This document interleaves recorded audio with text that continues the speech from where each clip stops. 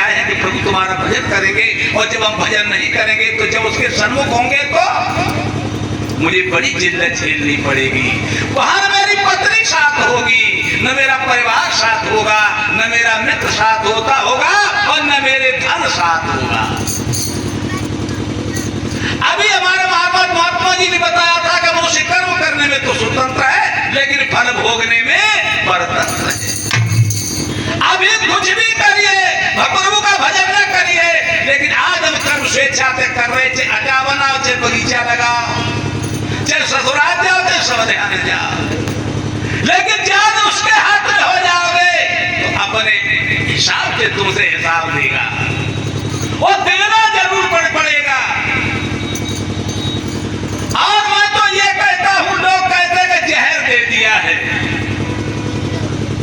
लोग जहर बताते जहर, लेकिन जहर ये बाजार बिकता, ये जहर नहीं है। सबसे बड़ा जहर क्या है?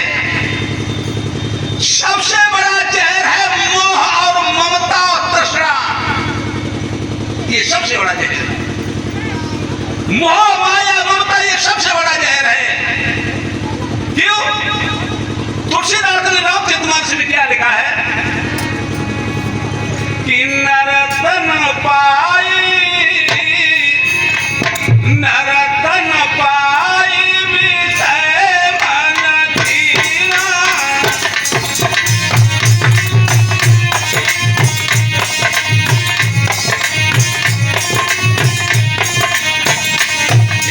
नरतन पाई विषय मन धीरा, त्यागी सुधा पे सटा विश्व पीरा।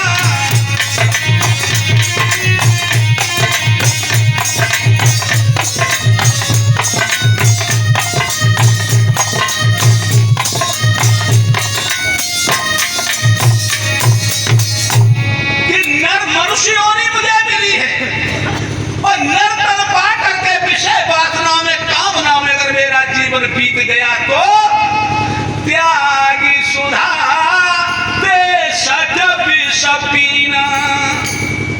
अमृत क्या? प्रभु का नाम अमृत बताया है, तो उस अमृत को, प्रभु के नाम अमृत को मैंने त्याग दिया है, और क्या? जहर गटा गट पी रहा। ये कैसा जहर है? बड़ा मीठा जहर है।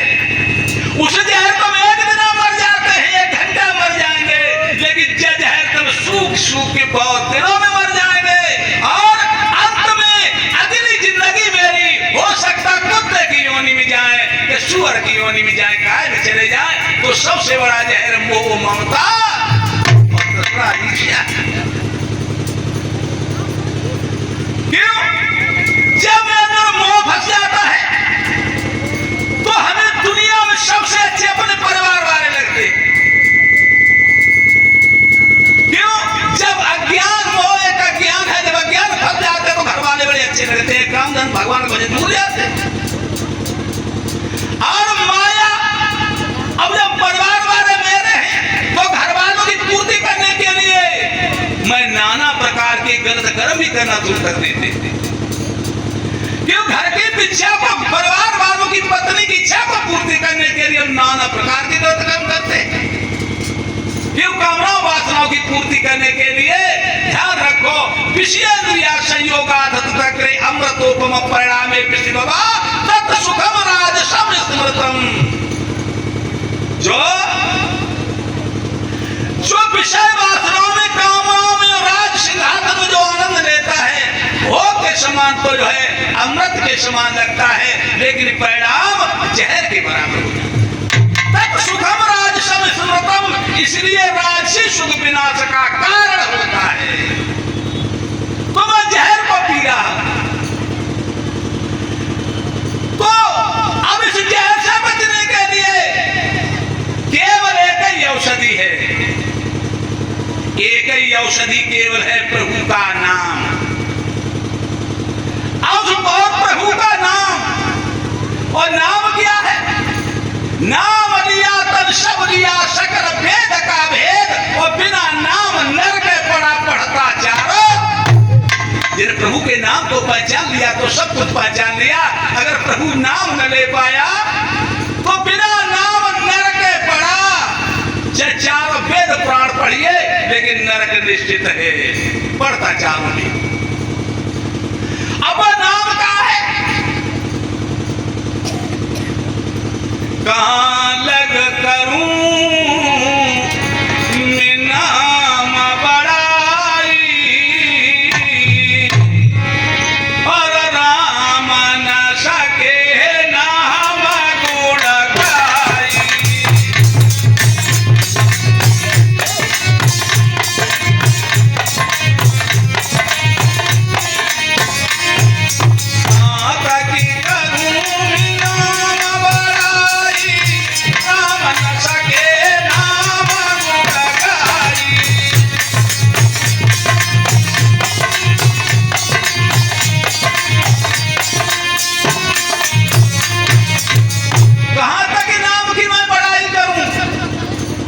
राम भी नाम में जो है समझा रहे हैं, नाम बड़ा विचित्र है।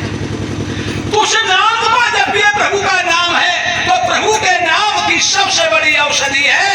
उस औषधि के बिना मेरा किसी दवा से काम नहीं चलेगा। जब मेरा अंतिम समय होगा तो नाम रूपी औषधि जिसके पास है वही भव से पार जाएगा, बाकी हमारा सब खेल खराब हो जाएगा।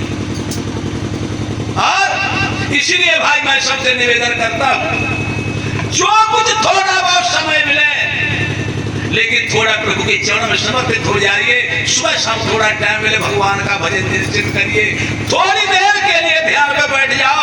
हो सकता है एक क्षण का सत्संग, एक क्षण का सत्संग हो सकता है कि मुझे मुक्त कर दे, और एक क्षण का कुसंग 10 साल की तपस्या को नष्ट करता है। तो सबसे बड़ी बात है कि ये तुम सत्संग कब कर पाओ, कोई बात नहीं। हम ज्यादा से ज्यादा जोर में तुमने को अपन सत्संग भीड़ करे वाले कहते, ऐसी कोई बात नहीं। हम जो कहते हैं सत्संग में तुम कहते ही मत, कोई इतनी दिक्कत नहीं, लेकिन कुसंग जरूर छोड़ दो। अगर सत्संग में कम आओ, भजन कम कर पाओ, लेकिन कुसंग जरूर छोड़ दो। क्यों? संसर्ग साधु संग समाचरेत सत्संगत्वात् परिकिंचित साधनम नहीं मुच्यते। मनुष्य को कुसंग छोड़ करके सत्संग करे, और सत्संग के अलावा मुक्ति का कोई दूसरा साधन नहीं। जैसे एक महात्मा जी थे, जैसे हमारे स्वामी जी सुग्रीवानंद बैठे, एक महात्मा जी एक बस अड्डा में खड़े थे, खूब तगड़े थे, मोटे। इधर एक हमारे शेठ जी, हमारे बॉस सिंह जैसे भी पहुंची है, इन्हें को सूट के दोनों भारी था। उन्होंने आवाज लगाई, भैया कुली कुली कुली। तो कुली मौका पर है नहीं, महात्मा जी पर स्वार्थी होते हैं। विवत नदाश्रम नाबाश्रम नखादति फलानि वृक्षा नादंत सक्षम खरवारी वाहा परोपकाराय शताम विभूत्या संतले सपरोपकार के दीजिए। उन्होंने समझा कि महात्मा जी के पर व्यक्ति को कोई मुसीबत है, परेशानी है, कुली की तलाश कर रहा है, वो हमें कुली की दिखाई नहीं पड़ रहा है। महात्मा जी ने क्या काम किया? महात्मा ने ये काम किया कि महात्मा जी उनके पास पहुंचे, कई बात सेठ जी क्या बात है, जैसे मौसी के द्वारे मेरे कि क्या बात है, कि बात ये है कि मुझे कुली की जरूरत है। कि कुली आ गया तो लाल कपड़ा कुली पहना, सोई लाल कपड़ा। मैं सुग्रीव महात्मा के बिन नहीं जानी ऐसा भी कुली आ गया, और तगड़ो खूब है। तो उन्होंने कहा कि जब बताओ कुली तुम हमारा सूट में ले चलो, घर तक ले चलेंगे, साहब इसीलिए आए हम कुली।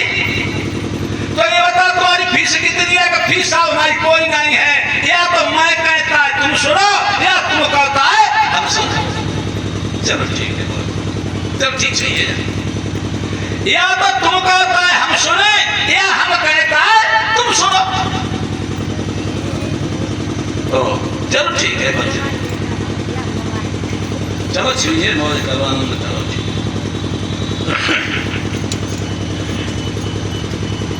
या तो हम कहता है तुम सुनो, या तुम कहता है हम सुने।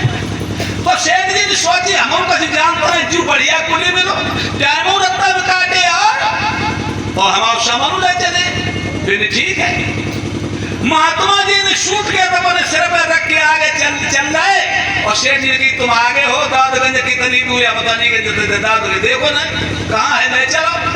तो सेठ जी आगे, महात्मा जी पीछे। महात्मा जी 10 मिनट लगी, 10 मिनट सत्संग सुनाया, 10 मिनट सत्संग सुनाया है महात्मा जी जब 10। लेकिन ये ध्यान रखो, मलैया में तुम घी भाते हो, मलैया और बाय सपा पटने तो चिकनी जरूर है। अगर घी गो की नहीं पे तो मलैया चिकनी निश्चित हो जाएगी। तो 10 मिनट जो सत्संग चर्चा उन्हें सुनी, उनके ध्यान में कुछ परिवर्तन हुआ, मैंने हमें कोई संत मालूम पड़ रहे हैं। सूट के तो रखो और जबकि महाराज जी ये बताओ हमें तुम कोई महात्मा मालूम पड़ रहे नहीं, कुली है कि नहीं, कुली नहीं हो, तुम जब फीस नहीं देते हो और हमें बढ़िया बात बताई तो मान को तुम महात्मा। अब हमें एक बात और बताओ, तुम मरे करे फिर शेख जी तुम मरे तो बुरी तरह से क्यों भजन तुमने किया नहीं, लेकिन तुम्हारा सौभाग्य जो है कि मैंने तुम्हें 10 मिनट सत्संग सुना दिया है। अब तुम ऐसा करो कि 7 दिन में 7वें दिन तुम मर जाओगे। और एक ध्यान रखना, तुम्हें यमदूत लेने आएंगे, यमदूत लेके जाएंगे तो जैसे आप पहुंचोगे तो भगवान के पार्षद भी आएंगे। क्यों कि तुमने 10 मिनट सत्संग सुना है। और जब उनका फैसला होगा, यमदूत कहेंगे नरक में ले जाएंगे, भगवान के पार्षद कहेंगे वैकुंठ में ले जाएंगे, तब फैसला होगा तो तुम्हें 1 घंटे का वैकुंठ मिलेगा। जब फैसला भी ये कही जाए कि तुम नरक पहले लियोगे वैकुंठ, तो तुम वैकुंठ पहले ले लेना और हम तुम्हें वही गेट में मिल जाएंगे। वो सतगुरुदेव भगवान की, हम तुम्हें गेट में मिल जाएंगे। वही बात वही 7वें दिन मृत्यु हो गई। यमदूत लेके गए भगवान के पास, ने कहा ये ले जा, भगवान का भक्त है, इसने 10 मिनट सत्संग सुना है, 1 घंटे से वैकुंठ में जाना है। बिना सारे दिन दुष्कर्म किए वैकुंठ में कहना जाएगा नहीं, 10 मिनट सत्संग सुना है, 1 घंटे से वैकुंठ में जाना है। अब ये बताओ वैकुंठ पर अब फैसला लड़ाई होने लगी, अब तो भगवान के पास। फिर ये बताओ तुम 1 घंटा वैकुंठ पहले लियो या नरक। तो शेख जी ने कहा कि भाई सारे जीवन नरक में तो रहना है, मुझे 1 घंटा वैकुंठ दे दो, 1 घंटा वैकुंठ दे दो। 1 घंटा वैकुंठ के लिए जब कही तो वैकुंठ में चले गए। नहीं, वैकुंठ में क्या होता है भाई, जहां संत वही तीर्थ राजू और जहां राम वही अवधि निवासी। जहां संत बैठता है वही जगह तीर्थ बन जाती। तो संत को का नाम, संत जहां बैठे थे भगवान का गोविंद हरे गोपाल हरे प्रभु का नाम लोग ले रहे थे। महात्मा जी मिल गए, आगे के आगे तो प्रभु का नाम ले, गोविंद हरे गोपाल हरे जय जय प्रभु दीनदयाल हरे, वे नाम लेने लगे। 1 घंटा बाद यमदूत आके भाई इनको निकालो ले जाए कि क्यों, कि इनको नरक में जाना है। 1 घंटे बाद 1 घंटा वैकुंठ क्यों दिया, कि 10 मिनट सत्संग किया है। तो ये बताओ जब 10 मिनट सत्संग सुना है तो 1 घंटे का आज वैकुंठ मिला और 1 घंटा इसने सत्संग सुना, कितना और मिलेगा, ये 6 घंटा और बढ़ाए दो। लेकिन उसने सत्संग बंद नहीं किया और यमदूत उसे वैकुंठ से बाहर नहीं ले जा सके। तो भाई ध्यान रखो, अगर तुमने थोड़ा भी सत्संग ग्रहण कर लिया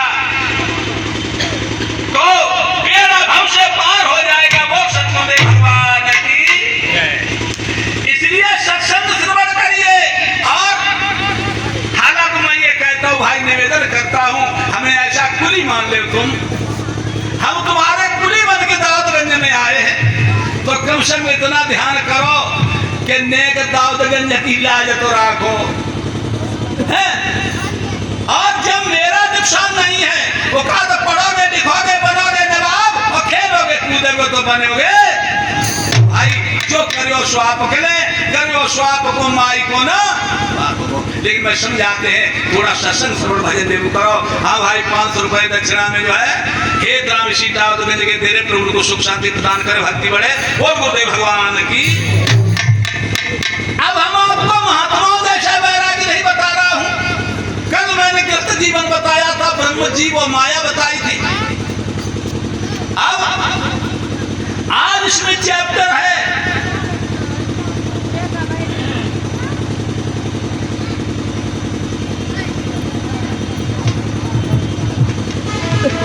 निगुरा क्या और गुरुमुख क्या है। भाई मैं इसलिए करिए चैप्टर तुम अनाउंस करते हैं, बता रहा हूं कि निगुरा निगुरा क्या हो, गुरुमुख क्या है, ज्ञान क्या हो, वैराग्य क्या हो और योग क्या है। मैंने कुछ लोग ऐसे देख अपने गुरु को बनाए थे। लोग ये जानते गुरु से मंत्र ले लिया बस ठीक है।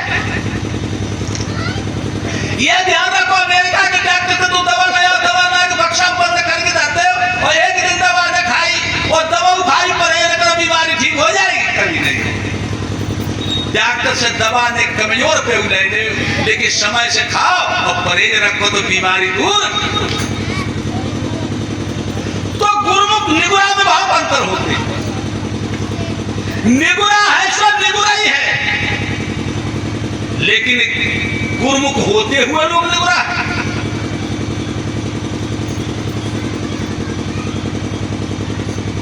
तो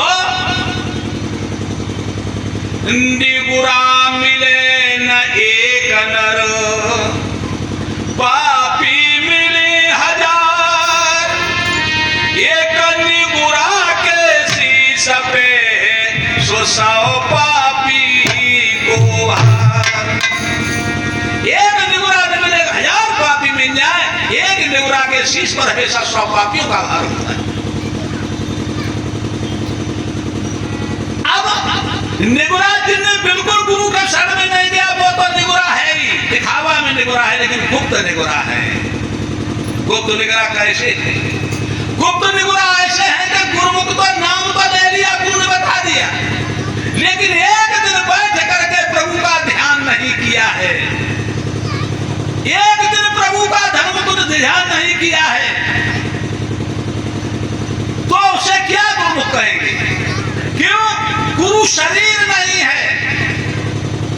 गुरु के पांव धोए दे, रोज गुरु पूर्णिमा को जाओ, उठा में तिलक लगाया, गुरु को रुपया दया, गुरु को माला पहने आओ, कपड़ा दया, गुरुमुख नहीं, कुछ गुरुमुख नहीं। गुरु शरीर नहीं है, गुरु शब्द है, और शब्द मेरा शरीर का निर्वहन कर रहा है।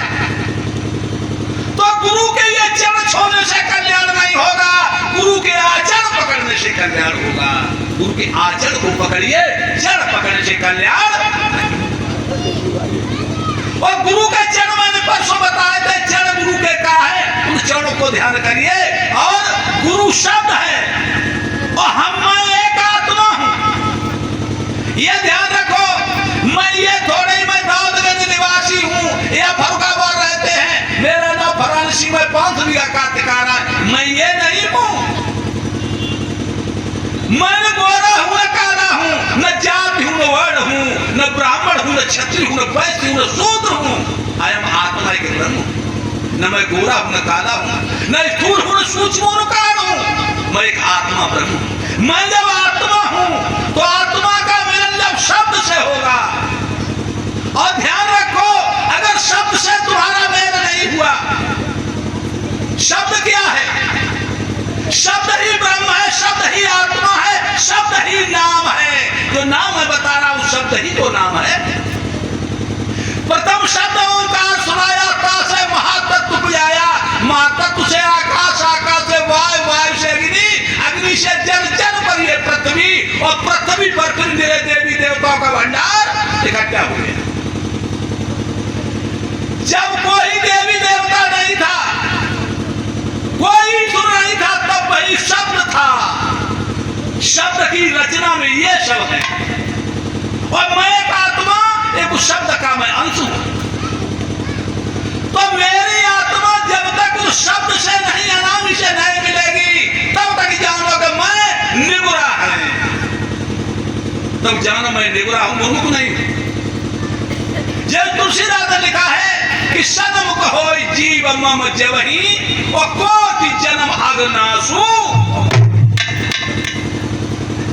जैसे जीव मेरे सन्मुख होता है, जन्म जन्मांतर के पाप नष्ट हो जाते हैं, लेकिन वो रोज गुरु के आश्रम पर नाते वो कल्याण नहीं हो पा रहा है, और वहां सन्मुख हो जाए, नेक अगर झलक मिल जाए तो मेरा कल्याण हो जाए, और हम गुरु के संग 24 घंटा रात, हमारा कल्याण नहीं हो रहा है, हमारे विकार नहीं खत्म हो पा रहे हैं, हमारा क्रोध नहीं दूर हो पा रहा है, हमारी शराब नहीं छूट रही है, हमारे विकार नहीं छूट रहे हैं, तो कैसे गुरु के साथ हो? अभी हम गुरु के साथ उस ज्योति का शब्द ब्रह्म है, शब्द एक ज्योति है, जब तक आत्मा परमात्मा को ध्यान में जाकर के अगर नेक भी झलक न मिली तो श्वासों की करु सुमिरनी आजपा को करो जा परम तत्व को ध्यान धरो फिर सो हम आपैया। जब उसके ध्यान में जाओगे, अब जब उसके ध्यान में जाओगे नेक झलक तुमको मिल जाएगी तो तन थिर मन थिर वचन थिर सुरत निरत थिर होए और तुलसी ऐसे पलक को कर पल पावे। अगर नेक भी छल इतना भजन इतनी नेक दे, अगर तुम्हारा भाव छप्पर नेक देर मरिए हमारो छप्पर नेक देर मरो इतनी देर मरिए चाहे कितने दिनों बना के तैयार करो नेक ऐसी बात देखा देखा ऐसी नेक करी परीर खत्म। उसी प्रकार जब उस ज्योति में अगर नेक तुम्हारी आत्मा मिल गई तो 100 जन्म के मेरे विकार खत्म हो जाएंगे और अगर उसके पास हम नहीं पहुंचते हैं तब तक हम निगुरा हैं, तब तक मैं निगुरा घूम रहा है। इसलिए मुझे कहां जाना है? उस सतगुरु की शरण में जाना है। सत्य गुरु क्यों कहते हैं? जो उस सत्य से मिला हुआ है, सत्य को पहचानता है, उसी सत्य गुरु की शरण में जब तक नहीं जाएंगे तब तक मेरा कल्याण नहीं होगा। इसलिए मुझे क्या करना है?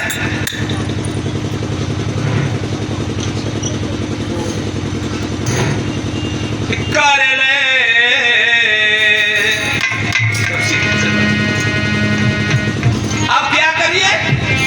इसलिए भजन क्या करो? रावण करिए अनाज कहूं नहीं चले, जागर बजवा तब काम नहीं चले और मेलू जाते काम नहीं चले, गंगा जल छिड़के नहीं काम चले। कहां चलो? अगर कल्याण चाहते तो कर ले सतगुरु का भजन चाहे जो गति।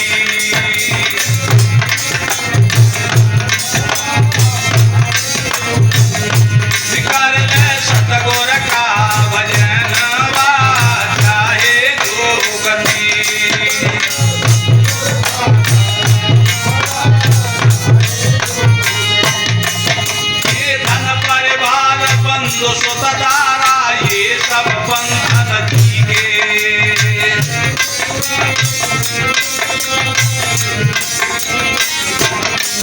ये धन परिवार बंधु सुतदारा ये सब बंधन के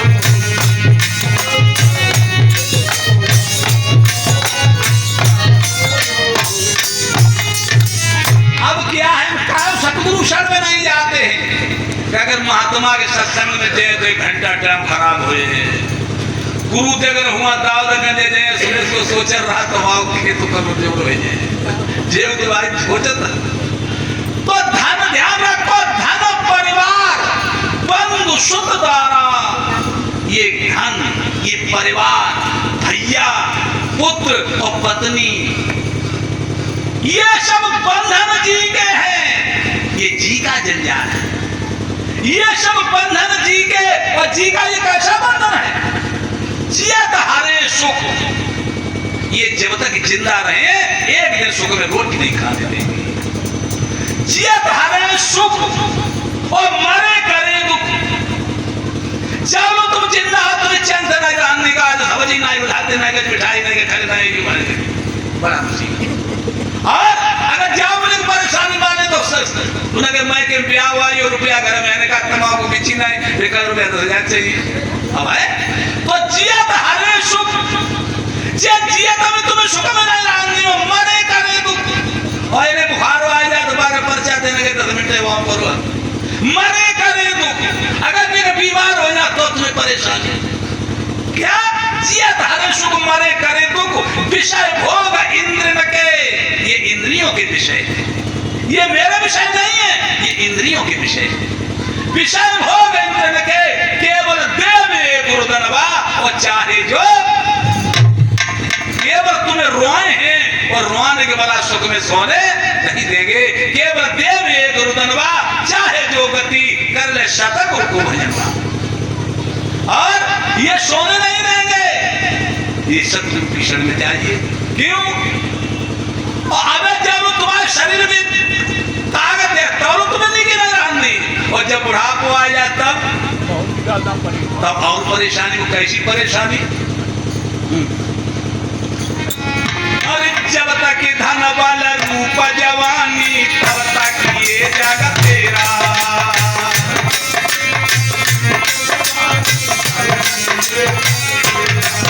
ये जब तक धन वाला रूप जवानी तब तक ये जगत तेरा